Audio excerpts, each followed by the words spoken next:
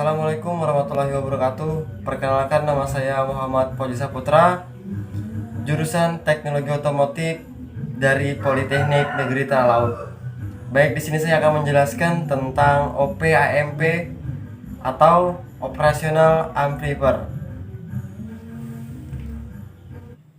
OP-AMP merupakan rangkaian terpadu IC linier yang hampir setiap hari terlibat dalam pemakaian peralatan elektronik yang semakin bertambah di berbagai bidang seperti bidang komunikasi audio dan radio, teknologi pengendalian pabrik, teknologi otomotif, hingga teknologi kedokteran yang dikenal dengan nama instrumen medis.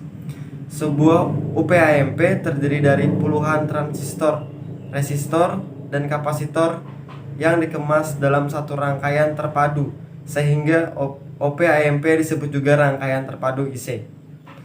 Pada umumnya, keunggulan IC ini tidak mudah terganggu oleh pengaruh suhu ataupun kesalahan kecil karena bahan IC tersebut. Simbol OP-AMP. OP-AMP adalah suatu penguat gandengan langsung yang memperkuat sinyal arus searah DC atau tegangan yang berubah-ubah terhadap satuan waktu. Penguatan yang tinggi dilengkapi dengan umpan balik untuk mengendalikan karakteristik secara menyeluruh. Simbol dan OP-AMP tampak pada gambar di bawah ini. A adalah penguat tegangan tanpa beban, di mana harga ini adalah tegangan yang kita dapatkan bila tidak ada beban yang dihubungkan pada keluaran. Tegangan masuk P1 dan P2 dan tegangan keluar PO dihitung terhadap jalur tanah, sumber tegangan plus PS dan sumber tegangan negatif PS. Hal ini ditunjukkan agar OP-AMP dapat memperkuat tegangan yang positif maupun negatif. Begitu juga pada outputnya, di mana tegangan dapat berharga positif atau negatif. Semua jenis OP-AMP mempunyai 3 buah bagian, yaitu penguat diferensial berimpedansi, input tinggi, tingkat penguat sinyal, dan output berimpedansi rendah. Karakteristik operasional amplifier. Secara teoritis, OP-AMP adalah penguat yang mempunyai sifat-sifat atau karakteristik seperti penguat ideal. Maka komponen MI harus mempunyai karakteristik sebagai berikut. 1. Faktor penguat AV open loop gain tak terhingga, artinya jika ada perubahan sedikit saja pada bagian inputnya, maka akan menghasilkan perubahan yang sangat besar pada outputnya. 2. Bila inputnya sama dengan 0, maka outputnya juga 0. 3. Impedansi input tak terhingga, artinya inputnya tidak akan menarik daya dan tingkat sebelumnya, sehingga yang diperlukan hanya perubahan tegangan saja. 4.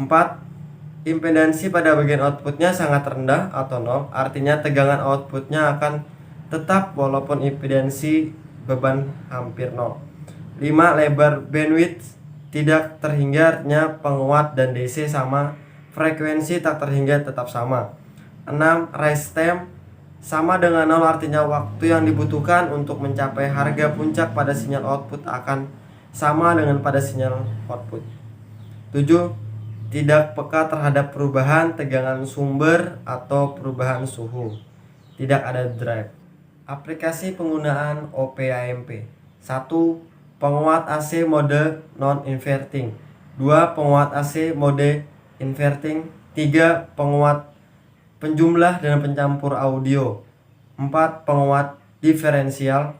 5. Penguat instrumentasi. Rangkaian penguat non-linear. 1. Komparator. 2. Integrator. 3.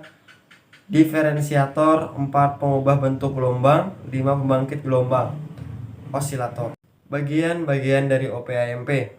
Pada penguat diferensial berimpedansi, input tinggi memiliki tingkat stabilitas yang cukup tinggi, low drive, dan jangkauan bandwidth yang cukup lebar.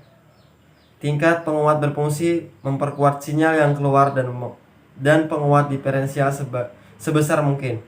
Sedangkan output berimpedansi rendah berfungsi mengisolasi tingkat penguat ini agar tidak dipengaruhi adanya beban dan menghasilkan daya dorong.